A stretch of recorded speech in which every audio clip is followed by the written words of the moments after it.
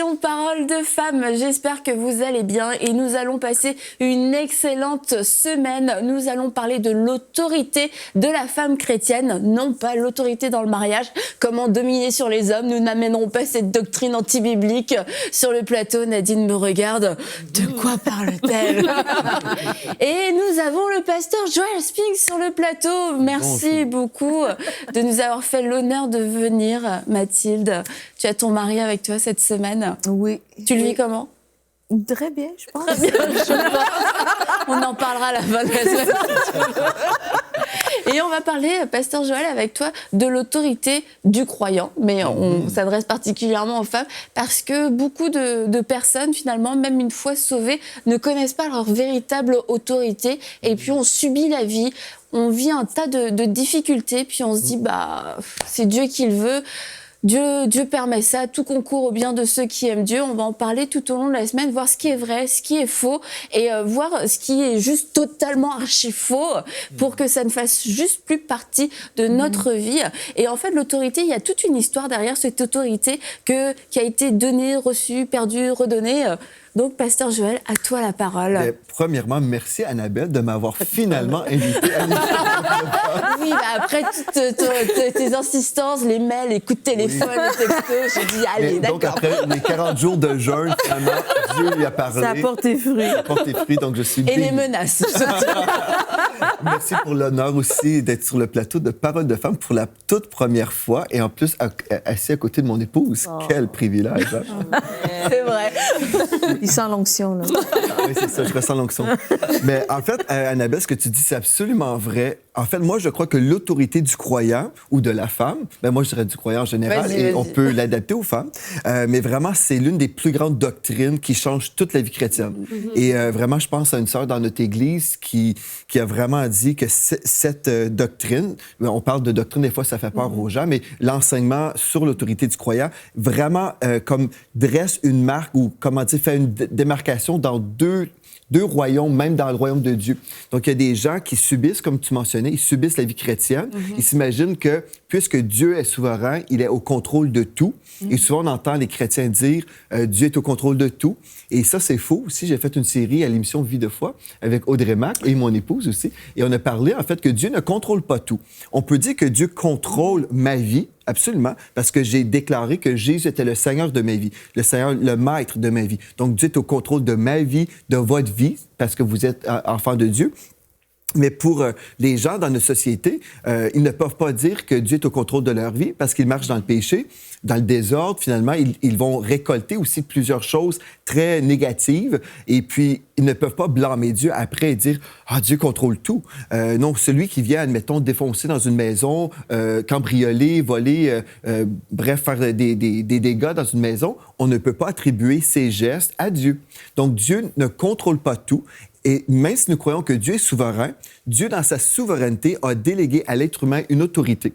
Donc, si nous comprenons au tout début de la Bible, en lisant le récit d'Adam et Ève, on retrouve ce couple dans le jardin d'Éden. C'est quel chapitre? Déjà, on va voir ça tout au long de l'enseignement, Annabelle. Donc, c'est une petite blague pour nos amis, parce que tu me disais que tu ne ferais pas ça et tu l'as fait. Mais sérieusement, si on parle d'autorité, premièrement, on va juste arriver en définissant un peu ou en expliquant le terme de l'autorité. Donc, l'autorité, par exemple, si on parle d'un policier, donc un policier peut se tenir dans une rue et puis il peut arrêter la circulation simplement en levant la main, comme ça.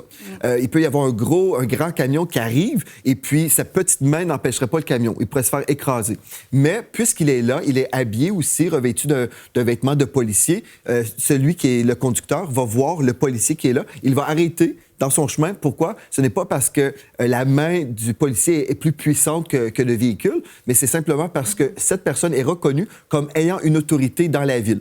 Mais nous, spirituellement, nous avons reçu de Dieu une autorité spirituelle et quand nous levons la main, En fait, c'est une main spirituelle. Là. Quand on prend notre autorité et nous réalisons que nous sommes en autorité dans ce monde, bien, le royaume des ténèbres doit nous obéir. Donc, si le chrétien ne marche pas dans son autorité, s'il est comme un policier, mais quand un camion du diable vient avec, admettons, un camion rempli de maladies, et puis la personne dit « Oh non, mais qu'est-ce qui m'arrive? Dieu m'envoie ce camion pour m'écraser. » Et puis là, finalement, on se laisse totalement envahi, détruit. Là, après, on dit « Ben, toute chose concourt au bien de ceux qui aiment Dieu. Hein? » Donc, finalement, les gens vont dire ça. Et ce texte-là, on peut peut-être même commencer en parlant tout de suite. Le texte de Romains 8, chapitre 28, qui nous dit « Toute chose concourt au bien de ceux qui aiment Dieu », c'est un verset dans la parole. Absolument, c'est vrai. Mais là, on doit toujours lire un texte dans son contexte, n'est-ce pas? Parce que sinon, on peut faire dire n'importe quoi la parole de Dieu. Donc, ce texte-là, dans son contexte, nous parle de la prière de l'intercession. Donc, versets 26 et 27 nous parlent qu'on devrait prier selon la direction du Saint-Esprit.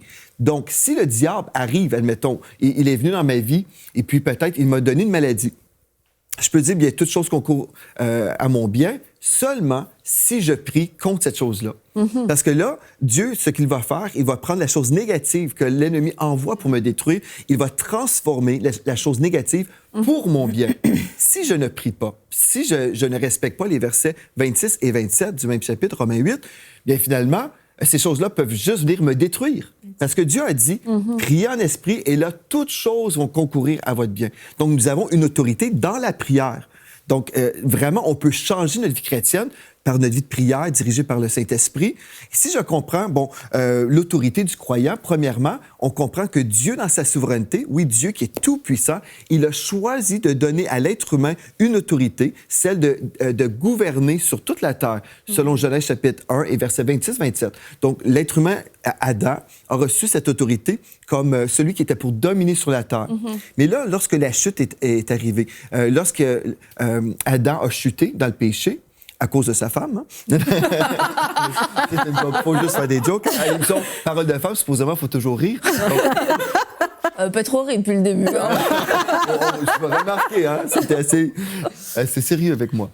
Mais là, je vous garantis, nous allons rire. Alléluia. Ne faites pas des promesses que tu ne peux pas tenir.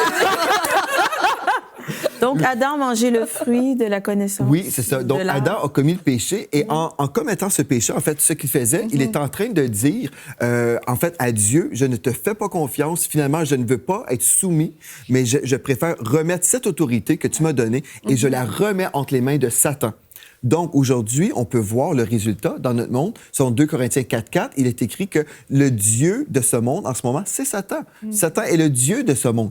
Donc, quand nous voyons tout ce qu'on voit aujourd'hui, toutes les choses négatives, la guerre, le péché, bref, tout ce qui vient nous attrister, on ne peut pas dire que Dieu est l'auteur de tout ce qu'on voit. Parce qu'en fait, c'est le résultat du péché. Donc, aujourd'hui, nous savons que Satan règne dans notre monde et nous, les enfants de Dieu, sommes-nous censés être juste soumis et juste accepter tout ça? Bien, quand on lit la parole de Dieu, nous réalisons que Jésus, bien, il est venu sur cette terre afin de détruire les œuvres du diable. Amen. Donc, son cœur, ce n'est pas de s'accorder avec Satan dans sa destruction, mais il est venu précisément pour détruire le règne de Satan. Mais le Seigneur Jésus devait toujours marcher d'une façon légale. Il ne pouvait pas simplement venir et dire « OK, je reprends l'autorité comme ça ». Il devait s'incarner. Donc, Dieu s'est fait chair. Il a quitté la gloire céleste. Il est venu ici sur cette terre dans un corps humain, là, en chair et en os. Il a été cet homme qui a vécu sur la terre ne commettant jamais de faute. Il a reçu ensuite la punition de nous tous. Donc, on connaît l'histoire de l'Évangile. Mais le Seigneur Jésus s'est incarné, vivant une vie parfaite et en recevant la punition des pécheurs. Et lorsqu'il a fait ça, en fait, il a repris légalement l'autorité que l'homme avait déléguée à Satan. Il nous a racheté de la malédiction. Et la malédiction, on retrouve tout ça dans Deutéronome 28. On retrouve les premiers 14 versets. Vraiment, c'est la bénédiction. Et après, si on veut savoir comment être maudit, on lit la conclusion. Moi, je préfère la première partie. Mais là, le Seigneur Jésus, en fait, a dépouillé le royaume des ténèbres. Et puis là, il a repris l'autorité. Il a dit, pardon, tout pouvoir m'a été donné dans le ciel et sur la terre. Donc, le Seigneur Jésus a repris l'autorité perdue. Mais là, où est cette autorité? Le Seigneur Jésus est remonté au ciel, n'est-ce pas? Mais avant de monter, il a remis son autorité à l'Église. Et nous retrouvons ça dans Éphésiens 1. On retrouve justement le texte, c'est « par l'Église aujourd'hui, qui est le corps de Christ, nous avons été revêtus d'une autorité spirituelle dans notre monde pour gouverner.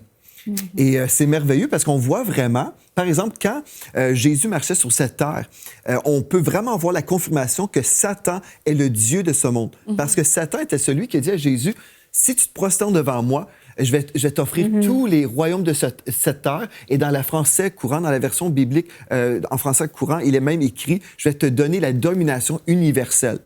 Pour que ça soit une véritable tentation, mais ça devait être vrai. Donc, nous savons que Satan est vraiment le Dieu de ce monde, mais là, Christ, il a regagné cette autorité. Il nous a remis à nous, l'Église, l'autorité. Donc, pour l'autorité de la femme, une femme de Dieu qui est née de nouveau, elle est revêtue d'une autorité spirituelle. Et tout ce que nous voyons, tout ce que nous permettons, souvent nous disons, Dieu permet ceci, Dieu permet cela. Je crois que Dieu permet ce que nous permettons, parce que nous sommes les personnes en autorité sur la terre aujourd'hui.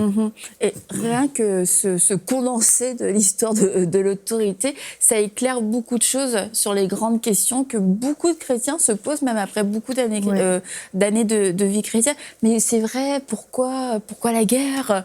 Pourquoi le malheur sur la terre? Parce que l'autorité a été perdue à un moment donné et le diable a repris cette autorité. C'est lui qui règne aujourd'hui dans ce monde.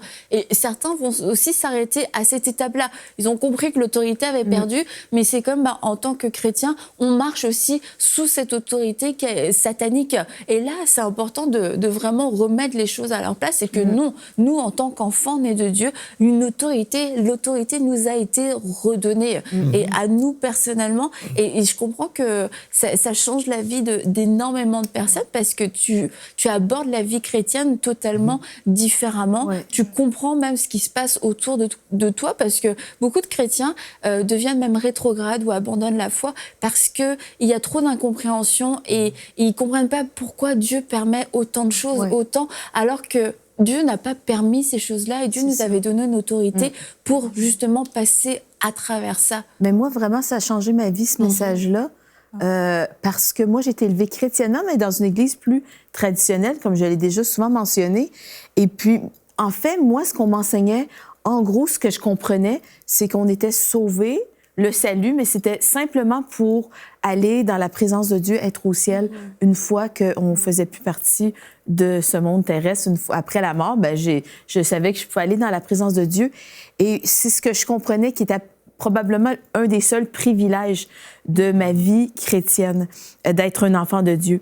Et puis quand, en fait, c'est toi qui m'as exposé à cet enseignement-là, où j'ai découvert, tu m'as fait découvrir. Et vraiment, j'ai reçu une révélation. Tu parlais avant l'émission aussi, Aurélie, que toi aussi, ça avait changé ta vie.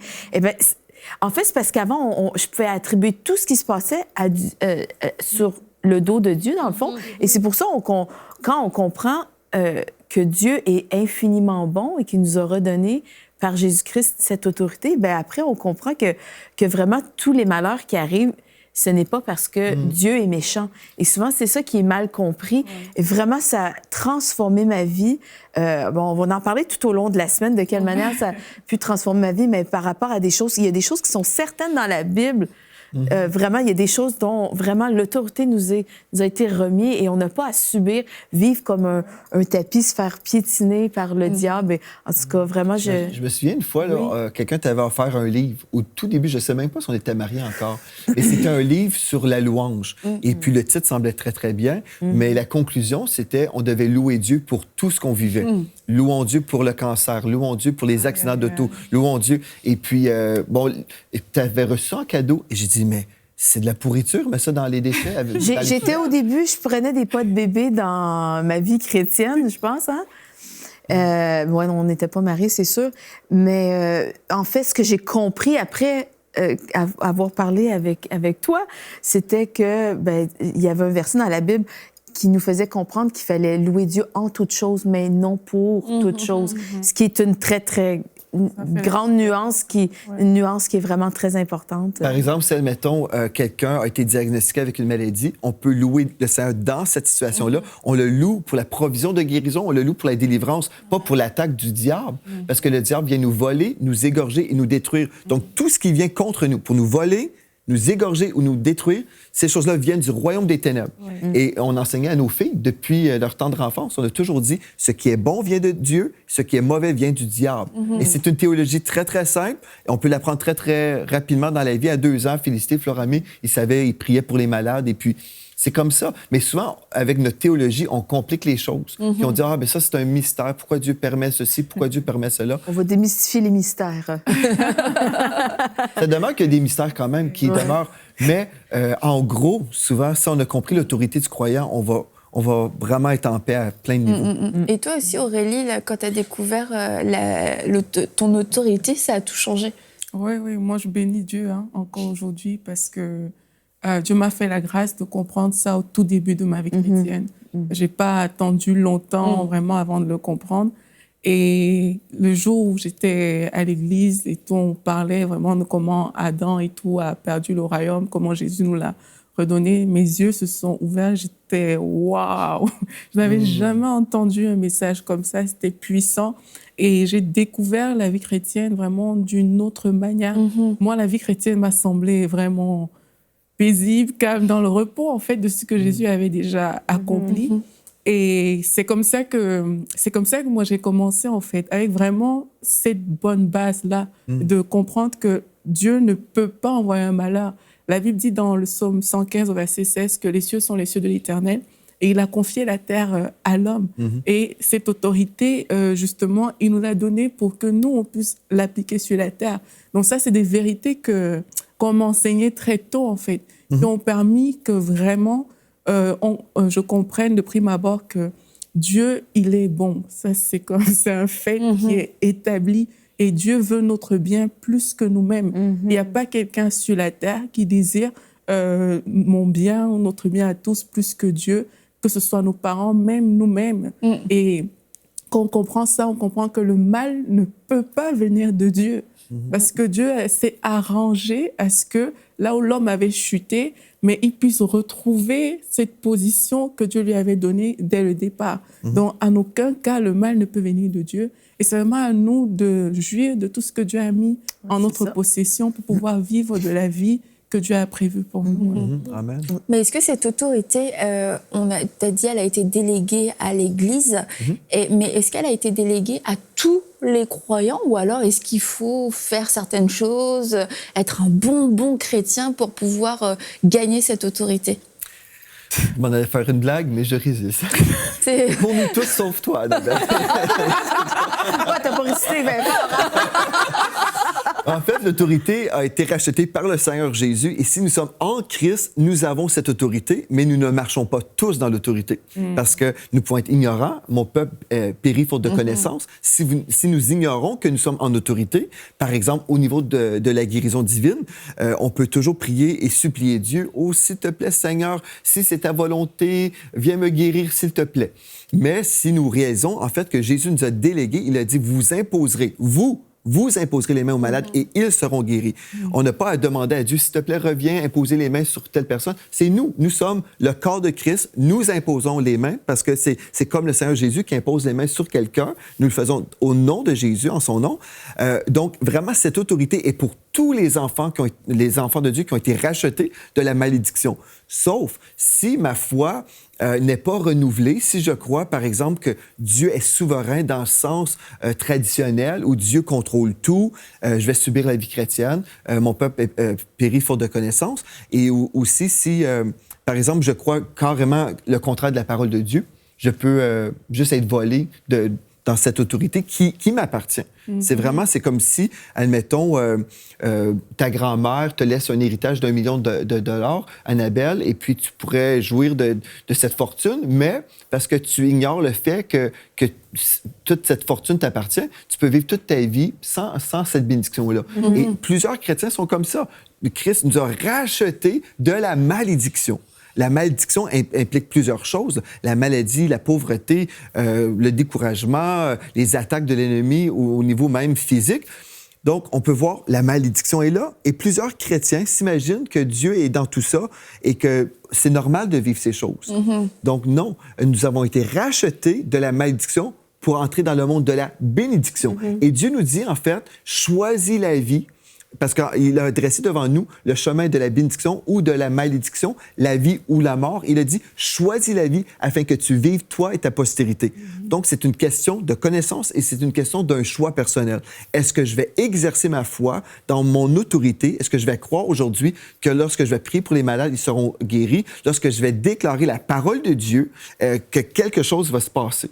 Donc, c'est une question de choix aussi. Là. De choix, mais tu as parlé de l'ignorance. Et je pense que quelquefois, l'ignorance peut avoir différentes facettes. C'est aussi l'ignorance de nos droits, mais l'ignorance de l'auteur de nos droits.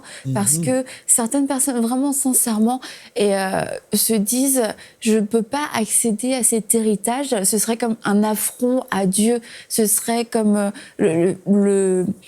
c'est pas compatible avec Dieu. Un héritage, cet héritage n'est pas compatible avec Dieu. C'est plus de la souffrance, une vie de sacrifice, une vie de douleur. Et beaucoup de personnes sont vraiment sincères dans leur quête de Dieu et dans leur désir de plaire à Dieu de cette façon-là. Mais moi, je pense que le combat du chrétien, si je peux t'aider à répondre. Il coûte rien à dire. Et comme mon mari prêche toujours, c'est que le combat du chrétien, c'est le combat de la foi. Et je me souviens, j'avais offert un CD avec des versets de guérison, puis avec un magnifique livre, avec tous les versets de guérison de la parole de Dieu. C'était la Bible. Et j'ai offert ça à ma voisine qui était extrêmement malade, mais vraiment très malade. Et c'était dans son quotidien. Sa vie était réglée autour de cette maladie. Et j'avais vraiment compassion d'elle. Je lui ai offert ce CD-là. Et gentiment, je crois, le lendemain, elle me l'a remis dans la boîte aux lettres. Et puis, c'était une chrétienne. Oui, c'était quelqu'un, mais qui était élevé dans une foi vraiment traditionnelle. Et pour elle, elle s'est dit, je suis indigne de recevoir ça parce que Jésus a tellement souffert, moi aussi je dois souffrir. Et j'ai vraiment essayé de lui expliquer que Jésus avait souffert, il a pris les 39 coups, il a pris nos meurtrissures pour que nous soyons guéris. 1 Pierre 2,24, ça c'est une des promesses qui nous appartient, que par ces meurtrissures, nous avons été guéris. Et il a justement souffert pour que nous soyons libres de toute cette souffrance. Et pour elle, en fait, c'est ça, c'est qu'elle ne pouvait pas recevoir le fait que puisque Jésus avait souffert, elle devait absolument souffrir. Sauf qu'il y a un verset dans la Bible qui nous dit que la loi de l'esprit de vie m'a rendu libre de la loi du péché et de la mort. Donc, quand je reçois Jésus dans ma vie, eh bien, Dieu veut développer cette relation avec nous et dans sa parole, il y a plein de choses qui nous sont révélées. Et moi, j'ai découvert ça dans ma vie chrétienne. Dès le début, j'ai eu vraiment cette grâce et c'est pour ça, je pense que ça peut déranger des gens, ce qu'on enseigne aujourd'hui, mais ça m'a rendu libre. Et c'est que la parole nous rend libre. Quand on sait qu'est-ce qu'on a reçu, c'est comme nous, on fait office d'ambassadeur et on a reçu un héritage. Et si je ne connais juste pas ce qui m'appartient, je vais juste marcher sans connaître ce qui est vraiment en moi. Puis toute ma vie, je peux vivre sur un bateau sans savoir que je peux manger dans la première classe. Et ça, vous aviez eu le témoignage de personnes que vous aviez rencontrées. Oui. Vous les aviez rencontrées sur le bateau? On avait rencontré des gens sur un bateau, justement, c'était des pasteurs. Et puis, on les a rencontrés la dernière journée. Oui. Et puis, on les a rencontrés dans la cafétéria sur le bateau de croisière. C'était un beau bateau avec des salles à manger, avec des repas 5 services. Et puis, vraiment, on mange très, très bien en croisière. Magnifique. Et nous, on aime ça, voyager en croisière. Donc, on a rencontré des pasteurs la dernière journée dans la cafétéria, oui, où c'est buffet. bien, hein, on mange bien quand même. Mais là, on a partagé un peu, bien finalement, vous avez profité cette semaine, c'est merveilleux, n'est-ce pas? Et puis, après, ils ont dit, bien quoi, on pouvait manger dans les autres restos? On a dit, bien oui. Et puis finalement, c'est ça pour eux. Ils disaient, on ne savait pas que c'était compris dans le voyage. Donc c'est si dommage, mais je trouve que c'est vraiment une illustration parfaite. Plusieurs chrétiens sont sur ce navire de la bénédiction du Seigneur, dans l'autorité spirituelle. Nous avons été rachetés et pourtant, ils vivent avec des miettes. Ils ne profitent pas, ils ne jouissent pas de tout ce que Dieu en réserve. C'est pas une question d'être égoïste ou des fois, comme tu disais, Annabelle, il y a des chrétiens qui se s'imagine, bien, si je suis vraiment un enfant de Dieu, je dois me sacrifier, je dois porter ma croix. Et puis, c'est vrai, ça, je dois porter ma croix, mais ma croix, ce n'est pas ce que les gens s'imaginent. La croix, ce n'est pas de reporter ce que Christ a déjà porté. Christ a porté la malédiction. Dieu ne m'appelle pas... Il a payé cher. Oui, absolument. Dieu ne m'appelle pas à reporter la malédiction, parce que non, il m'a délivré de ça. Mais il m'appelle à renoncer à moi-même, que je m'abandonne entre les mains de Dieu totalement et que je lui dis, Seigneur, tu es le maître de ma vie. Dis-moi ce que tu veux que je fasse avec ma vie. Si tu veux, par exemple, Dieu m'a béni, admettons, avec une voiture, et Dieu me dit, tu vas relâcher et semer cette voiture dans la vie de quelqu'un. Gloire à Dieu, je peux le faire. Si Dieu me dit, tu vas travailler pendant 2 ans sans même recevoir un salaire ou peu importe, et là, parce que je vais être ta source dans cette chose-là. Des fois, Dieu nous appelle à renoncer à nous-mêmes, renoncer à des choses, peut-être que les gens s'attendraient, mais ce qui se produit, en fait, Dieu est fidèle dans tout ça. Et puis, donc, je pense qu'il faut faire attention de ne pas mélanger les cartes et puis dire, bon, on vit pour Christ. Donc, si on vit pour Christ, notre cœur doit vraiment être abandonné. On dit, ça, je t'aime pas pour la bénédiction, je t'aime pour qui tu es, mais je ne peux pas m'empêcher d'être béni parce que tu as payé pleinement le prix que je sois béni. Je pense qu'on parle de l'autorité de la femme chrétienne. Et on connaît tous l'histoire, toutes les femmes chrétiennes connaissent l'histoire de Ève qui a mangé le fruit et de la désobéissance, le péché est rentré. Et je crois que c'est resté dans l'inconscient des femmes une condamnation, en fait. Alors, même si on comprend que Jésus-Christ nous a donné la puissance, il dit dans Acte 8, vous recevez une puissance et puis vous allez être mes témoins. Même si on comprend qu'il nous a donné l'autorité de vaincre l'ennemi et tout ça, je crois que ça reste dans l'inconscient de la femme que elle n'accepte pas vraiment ça. Et il y a une parole qui était, tu as dit, Aurélie, d'avoir une révélation. Il y a une parole de Romains 8.1 qui dit qu'il n'y a aucune condamnation pour ceux qui sont en Jésus.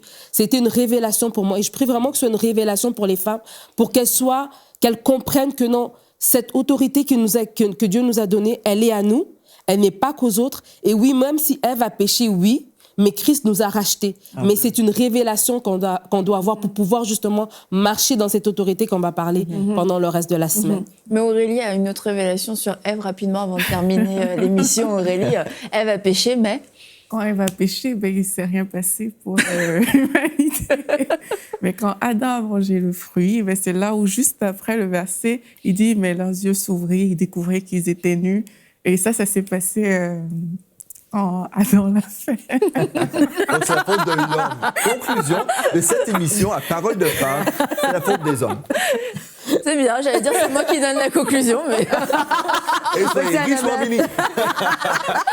Et on va se retrouver demain pour une prochaine émission de Parole de femme et nous allons voir est-ce que Dieu permet les épreuves, est-ce que c'est Dieu qui nous envoie les épreuves, et on va découvrir tout ça demain avec toi, Pasteur Joël, si tu es encore parmi nous demain. Je vais prier là-dessus. Coco revient de ceux qui aiment Dieu, donc il sera là demain.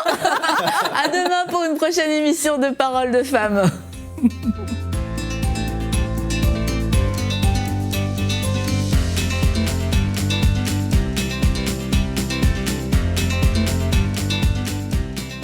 Et la bonne nouvelle, c'est qu'on a l'opportunité d'élargir la diffusion en Afrique et en France à travers les bouquets Canal+, la Freebox et le satellite Eutelsat. Cela nous permettra de toucher des millions de nouveaux téléspectateurs. Et pour que cela soit possible, nous avons besoin de 1500 visionnaires qui s'engagent à donner 1 000 € ou plus. Ensemble, nous allons relever ce défi. Vous pouvez faire votre don sur emcitv.com en une seule fois ou en plusieurs mensualités. Dès maintenant, donnons pour amener EMCI TV à une nouvelle dimension.